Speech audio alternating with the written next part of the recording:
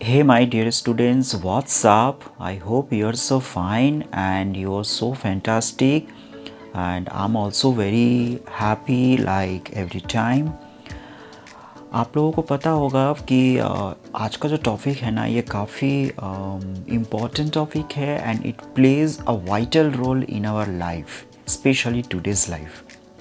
अगर मैं आपसे पूछूं कि आप लोग कौन सी क्लास में पढ़ते हो तो ऑब्वियसली आपका आंसर रहेगा कि मैं या तो 12th क्लासेस में पढ़ता हूँ, या फिर हो सकता है कभी कोई मेरे इस वीडियो को दूसरे स्टूडेंट्स देख रहे हैं तो वो हो सकते हैं या तो कॉलेज के स्टूडेंट हो सकते हैं या फिर किसी जूनियर क्लासेस लाइक 8, 9, 6, 7, 11 क्लासेस में हो सकते हैं। तो अगर मैं आपसे पूछूं कि जब आप 12th क्लासेस में पहुंचेंगे तो आपका एज क्या रहेगा, तो हो सकता है 15 या फिर 16 या फिर कभी कभी 17, 18 भी हो सकता है अगर लेट आप ज्वाइनिंग किए। बट स्कूल लाइफ के बाद आप कॉलेज में ज्वाइन करते हैं, कॉलेज का स्टडी करते हैं, कुछ साल आप कॉलेज में पढ़ाई करते हैं 3 to 4 ईयर्स या 5 ईयर्स।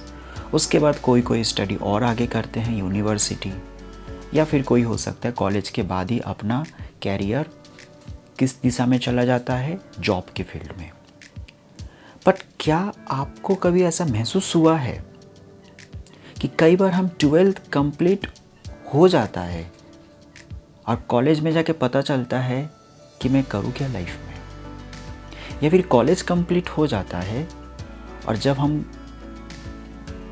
यूनिवर्सिटी में जाते हैं या फिर जब हम जॉब फील्ड में जाते हैं तो उस समय हम ये सोचते हैं कि अब मुझे क्या जॉब करना चाहिए। कई बार इंटरव्यू में भी हमसे अगर कोई पूछ लेता है कि आपके अंदर क्या टैलेंट है, आप क्या कर सकते हैं हमारे कंपनी के लिए, तो उस समय हमारे पास आंसर नहीं रहते। हम किसी गूगल से सर्च करते हैं और फिर देखते हैं कि कोई अगर हमसे पूछे tell me something about you, तो हम उसको रट लेते हैं और फिर जाके वहाँ पर बोल देते हैं। इवन मैंने ये भी देखा है कि कई बार मैंने क्लासरूम में भी अगर किसी बच्चों से पूछ लेता हूँ कि what do you want to be, या फिर व्हाट इज़ योर गोल, आपके आगे का टारगेट क्या है, तो दो टाइप के स्टूडेंट्स मिलते हैं। एक तो बोल देते हैं कि मुझे ये बनना है, मुझे डॉक्टर बनना है, मुझे इंजीनियर बनना है, मुझे आईपीएस बनना है, मुझे आर्मी में जाना है। लेकिन ऑनेस्टली बताऊं, कोई भी लास्ट तक पहुंचता नहीं है। 10th के बाद 12th के बाद उनका ड्रीम ही चेंज हो जाता है। सब भूल जाते हैं कि किसने क्या कहा था। ये तो एक टाइप के स्टूडेंट्स मुझको मिलता है। 99.9% स्टूडेंट्स ऐसे होते हैं जो बोल तो देते हैं कि मुझे ये बनना है, लेकिन जैसे वो 10th में पहुंचते हैं, जैसे वो 12th में पहुंचते हैं ना, उसको एहसास हो जाता है कि मैंने जो कहा था ना वो जस्ट एक इल्यूजन था, एक कल्पना था, रियलिटी नहीं था। क्योंकि रियलिटी में उन्होंने देखा इसमें तो बहुत कुछ डिफरेंट है। और एक स्टूडेंट ऐसे होते हैं जो डायरेक्ट बोल देते हैं सर हमने अभी कुछ सोचा ही नहीं है, हमको क्या बनना है मैंने कुछ सोचा ही नहीं है। सो आज का एक टॉपिक ऐसा है जो हमसे रिलेटेड है, और ये जो पोएम है, ये पोएम क्लास 12th के एमपी बोर्ड इंग्लिश मीडियम का पोएम है, और इस पोएम का नाम है on his being arrived at the age of 23। यानी इस पोएम के पोएट खुद कह रहा है कि जब मैं 23 साल का हो गया था तो मुझे क्या महसूस हुआ था लाइफ में, मेरे अंदर क्या मैच्योरिटी आया था या मेरे अंदर मैच्योरिटी नहीं आया था, वो क्यों अपने आप को ब्लेम दे रहे हैं, ये आज हम इस पोएम में सीखेंगे। तो ये कहीं ना कहीं इसमें आपको बहुत एक इम्पॉर्टेंट मैसेज मिलेगा, और बाकी जो समरी क्वेश्चन आंसर ये तो रहेगा ही। So my dear students, without getting late, let's see, हम देखते हैं कि इसके अंदर क्या मैसेज ऐसे मिलता है जो आपसे भी कहीं ना कहीं रिलेटेड है। हो सकता है कि आपके लाइफ में गुड डायरेक्शन मिल जाए।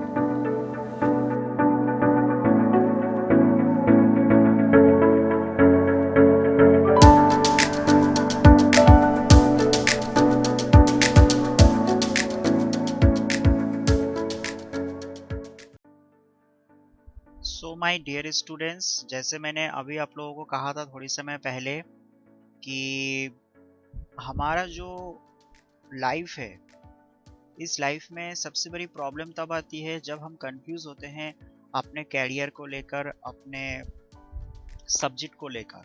और ये सबके साथ होता है, मतलब बहुत ऐसे कम स्टूडेंट्स आपको ऐसा मिलेंगे जो बहुत रिलैक्स होकर अपने लाइफ को आगे लेकर गए।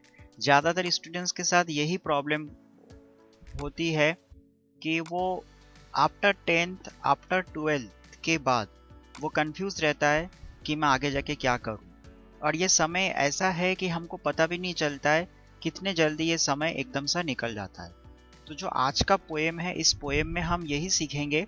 वैसे जैसे आपको पता है कि ये class 12th MP board English medium का चैप्टर है, और ये जो चैप्टर है ये चैप्टर नंबर 13 है, जिसका नाम है on his being arrived at the age of 23। और इसका जो पोएट है वो है जॉन मिल्टन। तो जॉन मिल्टन इस चैप्टर में हमको ये समझाना चाह रहे हैं कि 23 इयर्स कब चला जाता है, कितने जल्दी निकल जाता है, हमें पता नहीं चलता है। इवन हमको ये भी लगता है कि ये जो एज है, इस एज में हम मैच्योर ही नहीं हो पाते, हमारे अंदर समझदारी इतनी हो ही नहीं पाती। पर ऐसा क्यों? जॉन मिल्टन इस चीज़ को लेकर ब्लेम देते हैं, और किसको ब्लेम देते हैं और आखिरकार वो लास्ट में क्या करते हैं, ये हम इस पोएम में सीखेंगे। तो आप देख सकते हैं यहाँ पे मैंने एक यंगस्टर का फोटो लगा रखा है। तो यंगस्टर मतलब हम सब यंगस्टर है, आप लोग यंगस्टर है, मैं भी एक दिन यंगस्टर था, अभी भी हूँ थोड़ी बहुत, क्योंकि अभी तो मैं ऑलरेडी कैरियर में आ चुका हूँ। तो इसमें देखो, ये जो सबसे पहला पार्ट है ये आपको पता ही है कि ये पार्ट मैं हमेशा डिस्कस करता हूँ कि कोई भी टॉपिक अगर हम स्टडी कर रहे हैं तो हमें सबसे पहले इस चीज़ का इन्फॉर्मेशन होना चाहिए, जैसे कि अबाउट द पोइट के बारे में, then after character, then after vocabulary, then after central idea, then after summary, then after moral, then after question answer. इस टाइप से हम पूरे चैप्टर्स को कंप्लीट कर सकते हैं। इसमें से कुछ कुछ चीज़ें हैं जो आपको पता होगा, मैंने पहले भी बता चुका हूँ, जैसे कि character, central idea, summary, question answer, ये सब कंप्लीट करना हमारे लिए कंपलसरी रहता है। और about the poet, vocabulary, moral, ये सब आपके लिए रिकमेंडेशन है, यानी कुछ चीज़ ऐसे हैं जो आपको करना कंपलसरी है, और कुछ टॉपिक ऐसा है जो आप करेंगे तो आपके लिए बहुत बेहतर होगा। जैसे मोरल पढ़ेंगे तो आपकी पर्सनालिटी डेवलपमेंट होगा, वोकेबुलरी पढ़ेंगे तो आपकी कम्युनिकेशंस डेवलप होगा। ठीक है, तो वैसे आप स्टडी सभी का करना, इससे आपको काफ़ी हद तक नॉलेज मिलेगा। तो सबसे पहले हम देखते हैं अबाउट द पोएट। तो अबाउट द पोएट के बारे में यहाँ पे क्या मैंने लिखा है, John Milton was very understanding human, यानी जॉन मिल्टन जो थे वो काफ़ी समझदार थे। From the beginning he was very much mature, शुरुआत से ही वो समझदार थे, अच्छे इंसान थे, सिचुएशंस को हैंडल करना जानते थे। In his life he faced big problem when he was reached eight 23। लेकिन जब वो 23 साल के हुए थे तो उस समय उनके सामने एक बहुत बड़ी प्रॉब्लम आई थी, और वो प्रॉब्लम क्या था, यही एक्सपीरियंस उन्होंने एक पोयम जिसका नाम है on his being arrived at the age of 23, इसमें उन्होंने शेयर किए हैं। ठीक है, तो आपको इतना समझ में आ गया कि जॉन मिल्टन जो थे वो काफ़ी अंडरस्टैंडिंग ह्यूमन थे, इंसान थे, और बचपन से वो काफ़ी समझदार थे क्योंकि वो लोगों की बात सुनते थे। लेकिन एकदम से वो समझदार नहीं बने थे, जब वो 23 साल के हुए थे ना, तो उसके सामने बहुत बड़ी प्रॉब्लम आई थी, और उस प्रॉब्लम का सामना करने के बाद फिर और प्रॉब्लम आई, उसका भी सामना किया, फिर धीरे धीरे धीरे धीरे उनकी जो प्रॉब्लम था उस प्रॉब्लम से वो निकल चुके हैं। तो ये था कुछ पोएट के बारे में, जॉन मिल्टन के बारे में। इसके बारे में अगर आपको और डिटेलिंग चाहिए तो आप यूट्यूब से सर्च कर सकते हो या फिर गूगल सर्च कर सकते हो। ठीक है, इसके बाद वोकेबुलरी है। तो वोकेबुलरी में देखो यहाँ पे कुछ मीनिंग्स है, ये मीनिंग आपके पोएम में भी है, और इसका सिनोनिम्स मैंने यहाँ पे दे रखा है, तो आप ये सिनोनिम्स याद कर लेना, कभी कभी एग्जाम में आता है। और जैसे मैंने आपको कहा कि अगर वोकेबुलरी हमारा अच्छा रहेगा तो हमारी कम्युनिकेशन स्किल्स जो है काफ़ी हद तक डेवलप हो सकता है, right.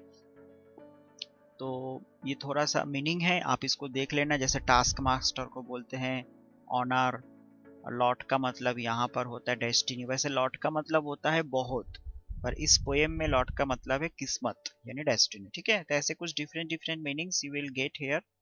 So I personally recommend you to learn this words. Okay, next हम देखते हैं कैरेक्टर।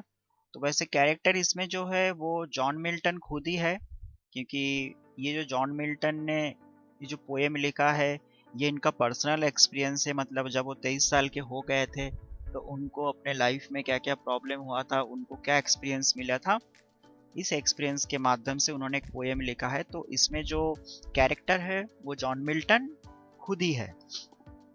और नैरेटर क्यों कहा गया, जैसे मैंने आपको पहले भी समझाया था कि नैरेटर हम तब बोलते हैं जब कोई स्टोरी या पोएम जब कोई लिखता है और उस स्टोरी या उस पोएम में वो राइटर या वो पोएट खुद ही एक कैरेक्टर का रोल प्ले करता है, तो उस समय हम उनको बोलते हैं narrator.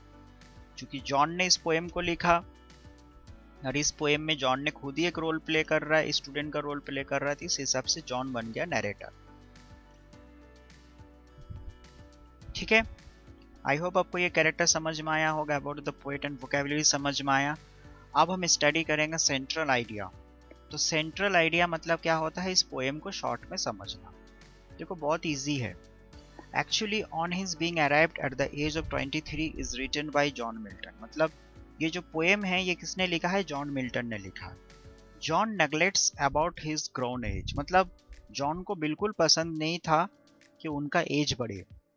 He thinks his body has been built like an adult, but his mind is still like a child. वो क्या कह रहे कि मेरा जो बॉडी है, मेरा जो शरीर है, वो एक बड़े इंसान जैसा दिखता जरूर है, लेकिन मैं अभी भी माइंड से, दिमाग से बच्चा ही हूँ। He cannot understand the enjoyment of childhood. मतलब उन्होंने बचपन के जो खुशी है, बचपन की जो मस्ती है, वो उन्होंने समझ ही नहीं पाए। He blames to time that it is not justified right with him. और इसके लिए वो किसे ब्लेम देते हैं, किसे दोषारोप करते हैं, समय को।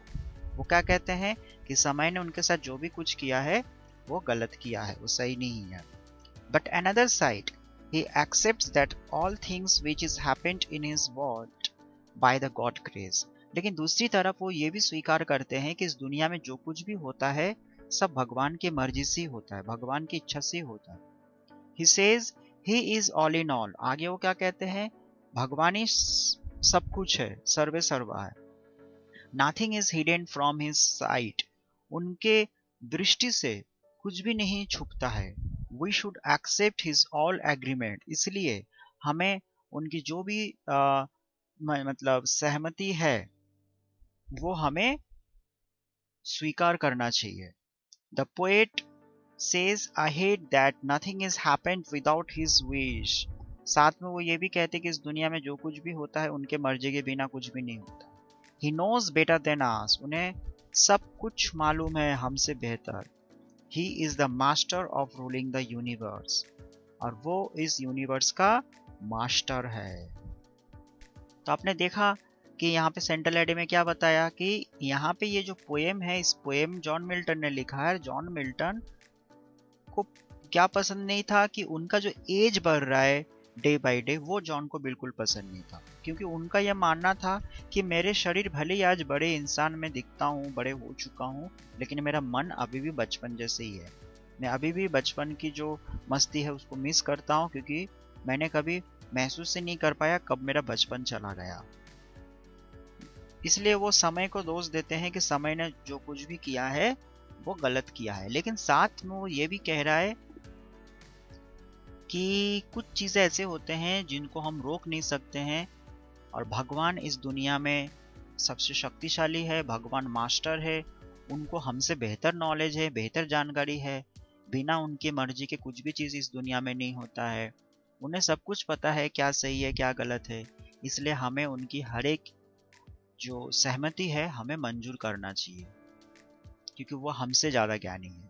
मतलब एक तरफ उनको तकलीफ तो है कि उनकी एज बढ़ रहा है, लेकिन साथ में ये भी कह रहा है कि अगर हमारा एज बढ़ रहा है तो कहीं ना कहीं ये भगवान की मर्जी है और हमें उसको स्वीकार करना चाहिए।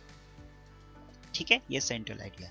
पर हम इस समरी में ये देखेंगे कि जब उसका एज बढ़ जाता है तो प्रॉब्लम क्या आता है। ये तो हमने देख लिया, प्रॉब्लम आता है, समय को ब्लेम देते हैं, लेकिन क्या प्रॉब्लम आता है वो हम समरी में देखेंगे। Actually, on his being arrived at the age of 23 is written by John Milton. John Milton ने 23 ये जो पोएम है एज ऑफ, ये जॉन मिल्टन ने लिखा है।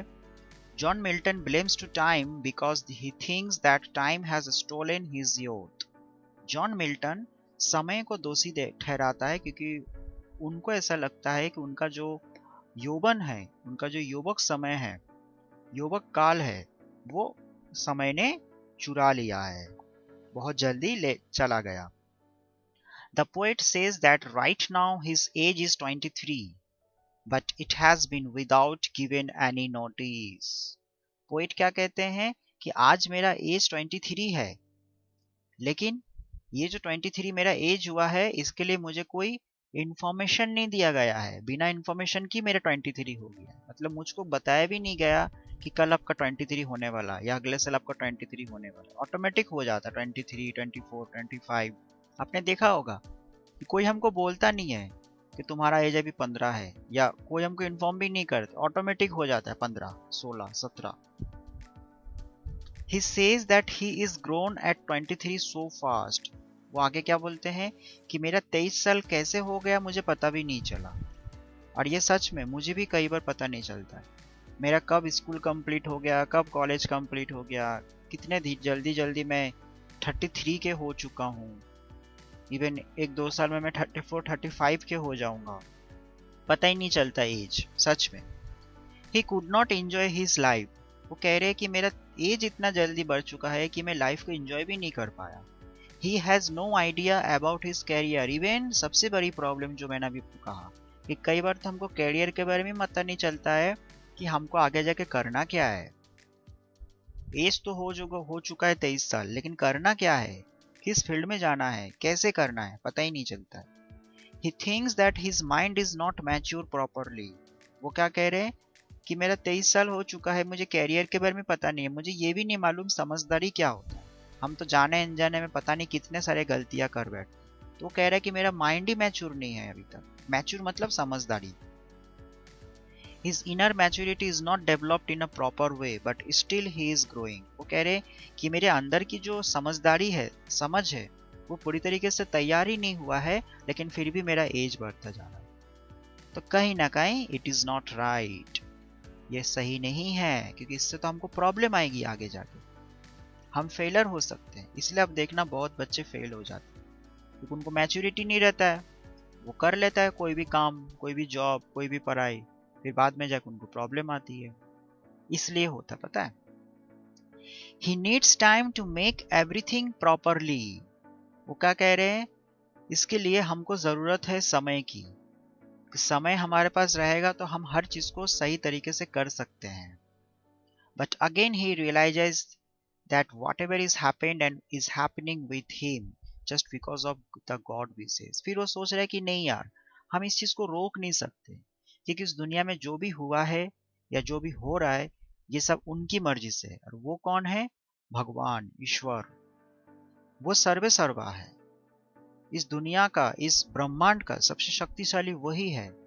जो कुछ भी होता है उनके मर्जी के बिना कुछ भी नहीं होता है. Nothing is moved without his wish.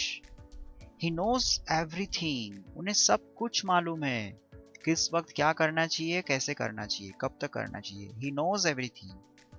He is the master of ruling the universe. Poet कहता है कि भगवान ही इस ब्रह्मांड का मास्टर है, भगवान ही इस दुनिया को, इस ब्रह्मांड को चला रहा है. He is better known than us. उनको सब कुछ मालूम है और वो भी हमसे बेहतर. हमें जितना मालूम है उससे 100 गुना उनको जानकारी है कि क्या होने वाला है आगे जाकर. We have got to believe that whatever will happen with us will be good. इसलिए हमको विश्वास करना ही होगा, जो भी होगा अच्छा ही होगा. Nothing will be the worst. कुछ भी बुरा नहीं होगा. क्यों? क्योंकि हमारे साथ ईश्वर है और ईश्वर कभी भी अपने बच्चों का गलती नहीं करता है, गलत नहीं करता है बच्चों के साथ. Finally, the poet John Milton says that I have problem with time. और अंत में पोएट जॉन मिल्टन ये कहता है कि मेरे साथ समस्या तो है और मैं समय को ब्लेम देता भी हूँ, लेकिन मैं भगवान को इग्नोर नहीं कर सकता, मैं भगवान की इच्छा को मना नहीं कर सकता, क्योंकि हमें भगवान पर बहुत ज़्यादा भरोसा है. मतलब जैसे कभी कभी होता है ना कि हमको टीचर बोल रहा है पढ़ाई करो, तो हमको पढ़ने की मन नहीं है, फिर भी हम पढ़ते हैं। क्यों? क्योंकि हम ऐसा सोचते हैं कि अगर वो कह रहा है तो इसके पीछे कुछ रीज़न होगा। इसी प्रकार पोएट को भी प्रॉब्लम अपने समय के साथ है, अपने एज के साथ है, लेकिन वो फिर भी सोच रहा है ईश्वर ने अगर मेरा एज बढ़ा रहे बिना जानकारी के, तो हो सकता है इसके पीछे कुछ रीज़न। मतलब अगर हम पर किसी पर भरोसा है तो फिर वो जो भी कहता है करो, अगर भरोसा नहीं है तो फिर सामने वाला जो भी कहता है वहां पर मना करो। तो ये था एक पोएम जिसमें जॉन ने अपने लाइफ के एक एक्सपीरियंस शेयर किए हैं। क्या एक्सपीरियंस शेयर किए हैं कि जब वो 23 साल के हुए थे तो उन्होंने अपनी लाइफ की इंजॉयमेंट को नहीं भूल पाया। उनको पता ही नहीं चला बचपन कब गुजर गया। उनको ये नहीं पता चला कि लाइफ में कैरियर में करना क्या है। उनको साथ में ये भी लगता था कि मेरे अंदर की जो समझदारी है, जो समझ है, वो अभी तक तैयारी नहीं हुआ है। इतने सारे प्रॉब्लम उनके सामने हुआ, लेकिन अंत में उन्होंने यही सोचा कि यार ईश्वर के बिना कुछ होता नहीं है, जो भी होता है अच्छे के लिए होता है। अगर भगवान चाहे तो मेरा इसमें भी अच्छा कुछ होगा। तो इस कहानी से मोरल हमने क्या सीखा? Sometime we are right and sometime others are right. कभी कभी हम सही होते हैं, कभी कभी दूसरे सही होते हैं, लेकिन it can be balanced with expectation instead of blaming, hatred and fighting. लेकिन इसे हम सही कर सकते हैं सिर्फ एक चीज को रखकर, वो है स्वीकार। अगर हम स्वीकार कर लेते हैं तो सब कुछ सही हो सकता है। लेकिन अगर हम ब्लेम करेंगे, हैट्रेट करेंगे, फाइटिंग करेंगे, तो जो छोटी सी बात है वो बहुत बड़ी बात बन सकती है। जो छोटी सी चिंगारी है वो बहुत बड़ी चिंगारी बन सकती है। तो accept is very much important, expectation is very much important, rather deny, hate and fight. So I hope आपको ये पोएम अच्छा लगा होगा और आपने इस पोएम से कुछ समझा होगा। और इस पोएम वाकई में बहुत अच्छा है, क्योंकि ये मेरे साथ भी ऐसा हुआ था इंसिडेंट बचपन में, और अभी भी कभी कभी होता है। तो आप लोग क्या करो, बचपन से एज तो देखो बढ़ता जाएगा, ये तो नॉर्मल फैक्टर है, एज कभी भी कम नहीं होगा। और इसलिए हमको क्या करना चाहिए, बचपन से हमें बड़ों की बात सुनना चाहिए। कोई अगर हमें कुछ कहता है तो उसको सुनना चाहिए, और कोई भी कदम उठाने से पहले एक दो लोगों से पूछना चाहिए कि मैं ऐसे करने जा रहा हूँ वो सही है या गलत है। और जीवन में किसी को अपना एक बेस्ट फ्रेंड बनाना चाहिए, जिससे आप अपने हर बात शेयर करो। और ऐसे फ्रेंड होना चाहिए जो आपको शुभचिंतक बने, आपको अच्छे गाइडेंस करे, चाहे वो टीचर हो, चाहे वो आपको फ्रेंड हो, फैमिली मेम्बर हो, कोई भी। अच्छे दोस्त बनाओ, लोगों की बात सुनो, तो देखना कम उम्र में भी आपको किसी भी प्रकार की कोई प्रॉब्लम नहीं आएगी। ठीक है? और जब भी कुछ सीखते हो तो ये जरूर सोचो कि मैं ये चीज़ क्यों सीख रहा हूँ। ठीक है? आई होप आपको ये सब टॉपिक्स अच्छा लगा होगा। नेक्स्ट टाइम फिर एक न्यू टॉपिक लेकर आऊँगा। एंड तब तक के लिए see ya see ya my dear students.